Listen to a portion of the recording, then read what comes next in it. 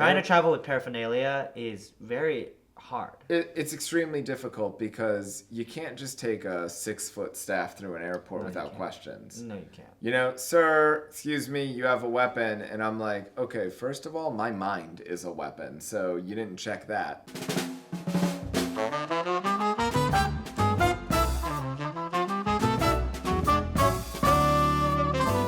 So I was invited to a spring festival ceremony on Easter Island.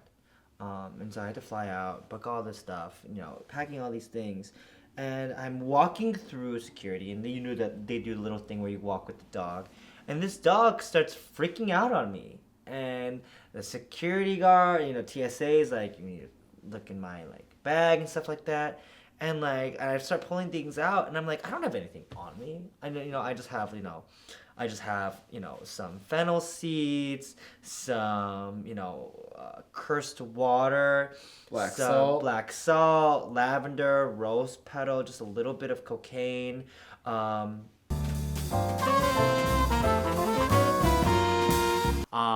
It comes from @NightScreamer. Love that name.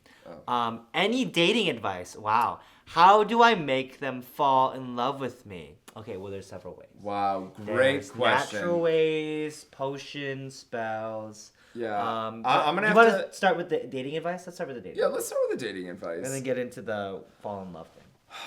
When you're dating, first of all, you have to determine: are you gonna date within or outside of the community? I think the big drawback of dating outside of the community is at any time you have to be ready to sacrifice. Regardless, you have to know two things. You're either at the table or on the table. And if you're on the table, you better get off quick. Stab or be stabbed. Yeah, stab or be stabbed. That's a great way to simplify that. Don't confuse any sacrifices for love interests. Keep that separate, because there's some people who really get reverse Stockholm syndrome. Yeah. And some of them after they've already killed them. And what do you do? What do you do when you fall in love with somebody you've already killed? If you don't have an 8-pack, don't even try a love spell. You're just not grounded.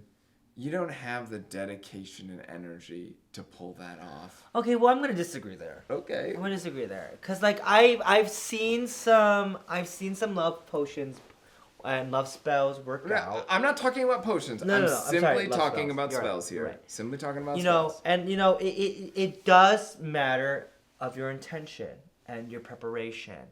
But know that any type of love spell is temporary. Well, because let's just talk about the makeup of a spell here. Yeah. First, we have to understand we're talking about using our energy of the ethereal realm, right? Right. So I personally say do your love spell in an area where there was a tragic accident over a graveyard. There's a lot of dead energy in the space.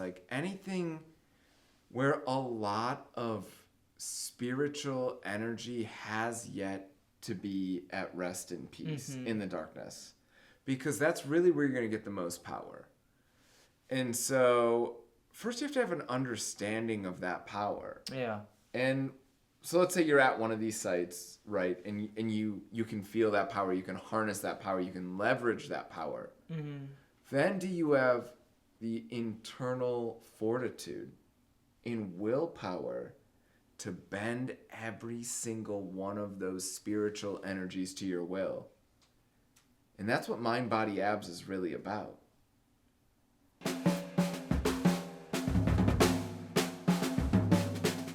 I mean, with a love spell, you're imbuing your desire into a spell onto another person. And when that works, that person is enamored through your own desires. And so if you end up having sex with that person, you're really kind of fucking yourself.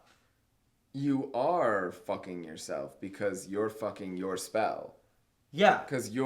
And then you're weirdly attracted to them being enamored to you, which is attracted to your spell and desire you put on. So not only are you fucking yourself, Yourself is fucking you. And now you've actually just realized how much of a narcissist you are. Yeah.